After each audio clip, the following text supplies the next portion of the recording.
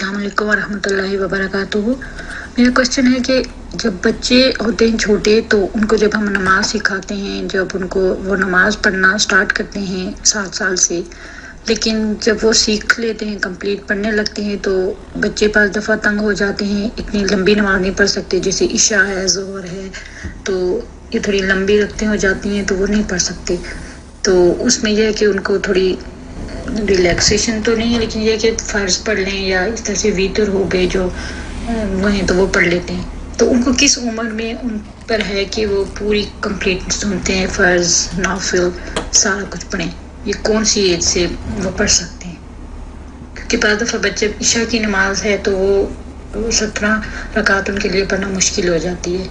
तो उनकी कौन सी एज से लेके उन पर सख्ती की जाए कि नहीं अब आपने पूरी नमाज पढ़नी है? तो अगर क्योंकि सख्ती करते हैं तो फिर बच्चे तंग हो जाते हैं, छोड़ देते हैं। तो अगर थोड़ी हो तो फिर वो खुशी खुशी से पढ़ लेते हैं। तो अब ये भी तो नहीं है कि खुशी से बच्चों को इसी तरह से वो इसी आदत के यूज़ टू हो जाएं। तो इसलिए कौन सी उम्र हो ऐसी है कि उससे उनको इस बात पे सख्ती की जाए कि अब आपने पूरी नमाज पढ़नी है? जी अस्सलाम वालेकुम रहमतुल्लाहि वबरकातुहू। अच्छा, ये हमें सबसे पहले तो कुछ चीज़ें ऐसी हैं जो हमने अपने ऊपर मजबूरन लाजिम की हुई हैं, ऐसा नहीं है। देखिए, नमाज है असल सिर्फ फ़र्ज़। आप बच्चों को सिर्फ फ़र्ज़ पढ़ने का आदी बनाएं, सिर्फ फ़र्ज़। उनको बोले बच्चे फ़र्ज़ लाजमी पढ़ लो, आप ऊपर पढ़ सकते हो पढ़ो, ऊपर नहीं पढ़ सकते ना पढ़े। देखिए, असल चीज़ें सब आके इंसान पे इबादत का मुकल्लफ होता है जब इंसान बालिग होता है। और बच्चे उमूमन 11-12 साल में बालिग होते हैं, बच्चियाँ उमूमन 10-12 साल में, 10-11 साल में बालिग होती हैं। तो जो चीज़ें पूरी फ़र्ज़ होती हैं वो बालिग होने के बाद है। नबी सल्लल्लाहु अलैहि वसल्लम ने कहा है बच्चों को 7 साल की उम्र में नमाज़ पढ़ने का आदी बनाओ। 10 साल की उम्र में भी नमाज ना पढ़ें तो आप उनको कोई ना कोई पनिशमेंट करें, कोई सज़ा दें, ताकि नमाज बालिग हों तो वो आदी हो चुके हों, तो बुलूगत के बाद नमाज फ़र्ज़ है। अब हमारे यहाँ प्रॉब्लम ये है कि अब जब आप बोलोगे 17 रखते 17 रका पढ़नी है, ये कहाँ से 17 रकात आ गया? हमारे लिए सबसे बड़ी प्रॉब्लम तो ये। इंशाल्लाह आपके सामने वीडियो आ जाएगी कि नमाज के रकात इशा की नमाज से पहले 4 सुनते कहीं नहीं है, इशा की नमाज के बाद 2 नफल कहीं नहीं है, वितर की नमाज इशा की नमाज है ही नहीं है, वो तहज्जुद की नमाज है। आप उनको बोले रात की जो तहज्जुद है वो इशा है, वो अलग से पढ़ लें। इशा वितरों के बाद 2 नफल ये कोई लाजिम नहीं है, ठीक है, पढ़ लें तो ठीक है। लेकिन जो नमाज अल्लाह के यहाँ जिसका हिसाब है, 2 रखते फजर की, 4 रखते जोहर के फ़र्ज़, 4 रखते असर के फ़र्ज़, 3 रखते मगरिब के फ़र्ज़ और 4 रखते इशा के फ़र्ज़। सिर्फ ओनली ये फ़र्ज़ हैं। अगर कोई फजर की सुनते नहीं पढ़ता, जोर की सुनते नहीं पढ़ता, असर के साथ कुछ नहीं पढ़ता, मगरिब के साथ कुछ नहीं पढ़ता, इशा के साथ कुछ नहीं पढ़ता, जायज़ है। नबी सल्लल्लाहु अलैहि वसल्लम के पास एक आराबी आया और नबी सल्लल्लाहु अलैहि वसल्लम ने उसको नमाज सिखाई।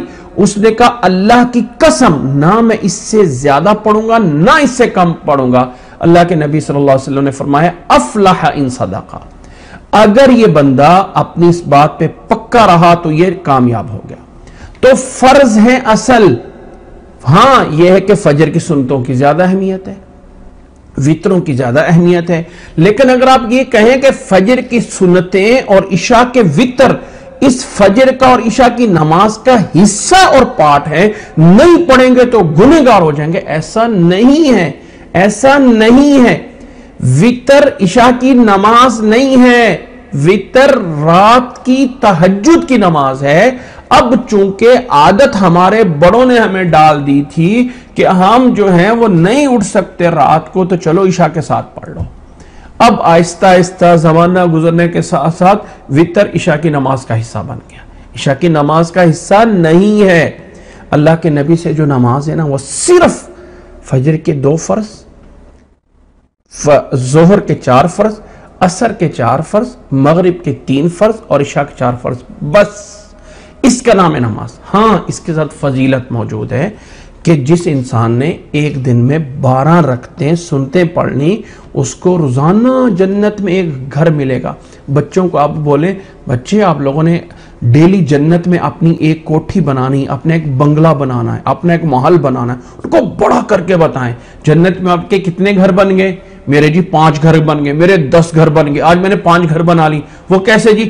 فجر کی 2 سنتیں پڑھنی ہے، زور سے پہلے 4 سنتیں پڑھنی، زور کے بعد 2 سنتیں پڑھنی، مغرب کے بعد 2 سنتیں، اور عشاء کے بعد 2 سنتیں، بس یہ نماز ہے، یہ نماز ہے۔ ظہر کے بعد 4 سنتیں بھی ثابت ہیں، اور زور سے پہلے 2 سنتیں بھی ثابت ہیں۔ یہ نماز کے رکعات کی ویڈیو آپ کے سامنے آ جائے گی، وہاں پہ یہ وضاحت کر دی گئی ہے۔ عشاء کی اللہ کے لیے بچوں کو، لوگوں کو متنفر نہ کریں۔ عشاء کے پہلے 4 سنتیں کہیں کسی حدیث میں، کسی کتاب میں کہیں پہ موجود نہیں ہے۔ عشاء کے بعد 2 سنتیں پڑھ کے پھر 2 نفل پڑھنا، وہ 2 نفل کسی کتاب میں، کسی حدیث میں، کسی فضیلت میں کہیں پہ نہیں ہے۔ مغرب کے 2 سنتیں پڑھ کے 2 نفل بعد میں پڑھنا، وہ 2 نفل کسی کتاب میں، کسی حدیث میں، کسی سنت میں، کسی صحابی کے عمل میں کہیں نہیں ہے۔ ہم لوگوں نے اپنے اوپر ایکسٹرا بوجھ ڈال لیا ہوا ہے، اب سمجھتے ہیں کہ بچوں کو ہم کیا کریں، ہم فلاں کو کیا کہیں، کیا بتائیں۔ اصل میں ہمارے کچھ بزرگوں نے کہا تھا کہ فرضوں کی کمی نفلوں سے پوری ہوتی ہیں، لہذا ہر نماز کے ساتھ کم از کم 2 نفل پڑھتے رہیں۔ اب وہ بزرگوں کی باتیں، وہ لوگ جو بزرگ نے فرمایا، بزرگوں نے فرمایا، بزرگوں نے فرمایا، وہ بزرگوں کی باتوں میں لگے اگلی نسل نے آ کے اس کو قانون ہی بنا لیا۔ بھائی عشاء کی نماز 17 رکھتے ہیں، کون پڑھے گا بھائی 17 رکھتے ہیں؟ اب کسی بچے کو بولو 17 رکھتے ہیں، ابو جی 17 رکھتے میں کیسے پڑھوں؟ ایک دن پڑھ لے گا، دوسرے دن پھر کہے گا کیا؟ او بھائی بچوں کو عادت صرف فرض پڑھنے کی ڈالیں، ہاں ان کو ترغیب دیں، بیٹا فجر کے ساتھ 2 سنتیں بھی پڑھ لی کرو، بیٹا زور سے پہلے 4 سنتیں نہیں تو 2 سنتیں پڑھ لو، بیٹا زور کے بعد 4 سنتیں، اس کی ترغیب دو، کبھی پڑھ لے کبھی نہ پڑھے، کبھی پڑھ لے کبھی نہ پڑھے، کوئی حرج نہیں ہے۔ وتر آپ بچپن میں ان کے دماغ میں ڈالو کہ بیٹا وتر جو ہیں یہ عشاء کی نماز نہیں ہے، یہ تہجد کی نماز ہے، آپ کو الگ سے تہجد کا ثواب مل جائے گا، تہجد کا ثواب مل جائے گا۔ پڑھ، اگر نہیں پڑھے کوئی حرج نہیں ہے، کوئی گناہ نہیں ہے۔ میں قسم اٹھا کے کہتا ہوں ایک انسان ساری زندگی نہ فجر کی سنتیں پڑھی، نہ ظہر کی پڑھی، نہ مغرب کی پڑھی، نہ عشاء کی پڑھی، نہ وتر پڑھے، وہ اللہ کے ہاں کامیاب ہے۔ اگر اس نے فرض پورے ادا کیے ہیں تو اللہ کے نبی نے اس کو کہا تھا افلح ان صدقہ، اگر یہ بندہ اپنی جگہ پہ سچا رہا تو یہ کامیاب ہو گیا۔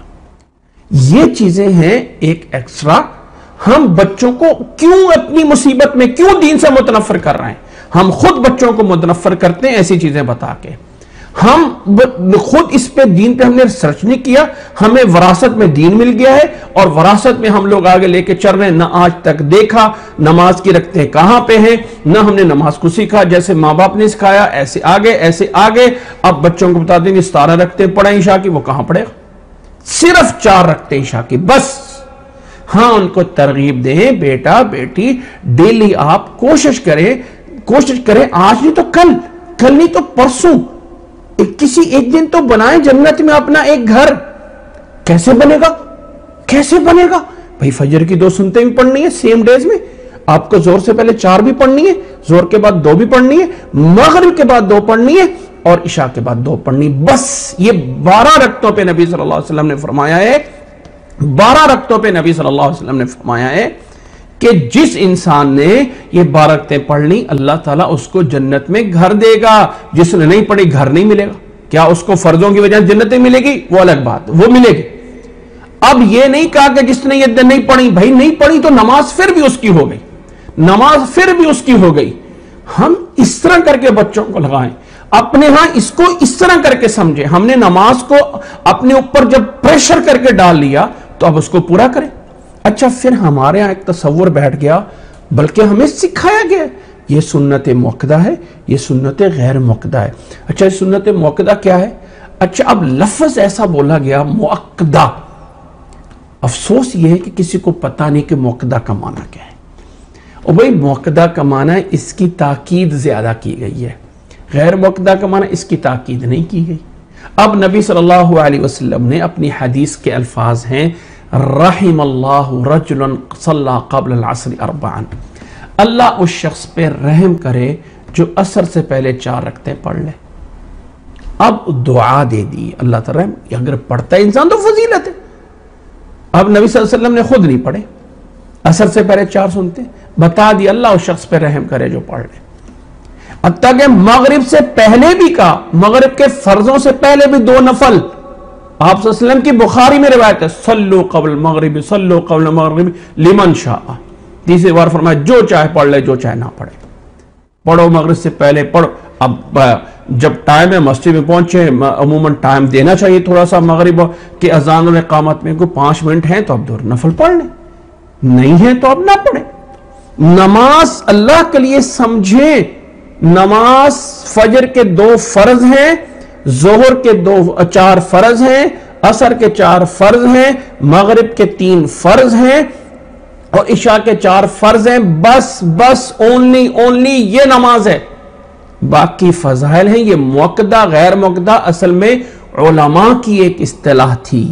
علماء کے اندر ایک ٹرم کنڈیشن جب عوام الناس میں آ گئی تو یہاں لوگوں کو مصیبت پڑ گئی. موقدہ غیر موقدہ کا کیا مطلب ہے؟ اور بھائی موقدہ کا مطلب ہے اس کی تاکید زیادہ ہے، اس کی تاکید کیا ہے؟ بھائی یہ پڑھ لو گے تو جنت میں گھر بن جائے گا. نہیں، ایک سپیشل آپ کا گھر، بہت بڑی فضیلت، چھوٹی بات نہیں ہے، بہت بڑی فضیلت، لیکن اتنی بڑی نہیں ہے کہ جو فرضوں کی بات ہے. اب سنتے پورے کرتے ہوئے اگر فرض چھوٹ رہے ہیں تو سنت کی کوئی اہمیت نہیں ہے جس کے بنیاد پہ فرضوں میں سستی آتی ہو. اگر فرضوں میں سستی کا ذریعہ سنتے پڑھ رہے ہیں، چھوڑ دے سنتے، کوئی گناہ نہیں ہوگا. چھوڑ دے وتر، کوئی گناہ نہیں ہوگا. چھوڑ دے فجر کی سنتے، کوئی گناہ نہیں ہوگا، کوئی گناہ نہیں ہوگا. لیکن اصل چیز ہے فرضوں کو پورا کرنا جو اصل نماز ہے. اس لیے بچوں کو اس چیز کا عادی بنائیں. اللہ تعالیٰ آپ لوگوں کو جزائے خیر عطا فرمائے. معذرت بات لمبی ہوگی لیکن یہ سمجھنا ضروری ہے. السلام علیکم ورحمۃ اللہ. جو عورتیں ہیں وہ کھلے آسمان کے نیچے نماز ادا کر سکتی ہیں یا ان کے لیے زیادہ افضل یہ ہے، اس کی پریورٹی زیادہ ہے کہ وہ کسی کمرے میں یا اس جگہ پہ نماز پڑھیں جہاں پہ چھت ہونا لازمی ہے؟ جی السلام علیکم ورحمۃ اللہ وبرکاتہ. عورت کے لیے افضل ہے کہ وہ کمرے کے اندر اگر کمرہ ہے تو وہاں نماز پڑھے، لیکن چھت کا کوئی تصور نہیں ہے. کھلے آسمان میں اگر اس کا کوئی دیوار باہر سے بند ہے اور کھلے آسمان میں چھت کا کوئی لنک نہیں ہے کہ چھت ہونی چاہیے نماز پڑھنے میں. ہاں اگر ایک دیوار کے اندر دوسری دیوار کے اندر بھی صحن ہے تو چھت نہیں ہے تو کوئی حرج نہیں ہے. چھت کا کوئی لنک نہیں ہے. اتنا ہے کہ اگر عورت ایک کمرے کی بجائے اندر بھی پڑھ لے گی تو اور زیادہ ثواب ہوگا. اس میں کئی نہیں ہے کہ کھلے آسمان میں نہیں پڑھ سکتی، گھر میں پڑھ سکتی ہیں. کھلے آسمان میں چھت پہ بیٹھے ہوئے ہیں، کہیں پہ ہے، تھوڑی سی طبیعت نہیں چاہ رہی ہے، ہاں اگر زیادہ ثواب لینا ہے تو اور اندر سے اندر جا کے پڑھ لیں. لیکن اگر کھلے آسمان پہ کوئی عورت نماز پڑھ رہی تو اس کی نماز جائز ہے، کوئی منع نہیں ہے. السلام علیکم ورحمۃ اللہ. السلام علیکم ورحمۃ اللہ. میں نے یہ اپنا سوال پوچھنا تھا کہ بچپن سے ہم تسبیح نماز پڑھتے آئے ہیں اور دیکھتے بھی آئے ہیں کہ جمعہ والے دن باقاعدہ اس کا اہتمام خاص طور پر رمضان میں کیا جاتا ہے، لیکن اس کے متعلق تسبیح نماز کے متعلق نہ کچھ پڑھا ہے اور نہ کبھی سنا ہے.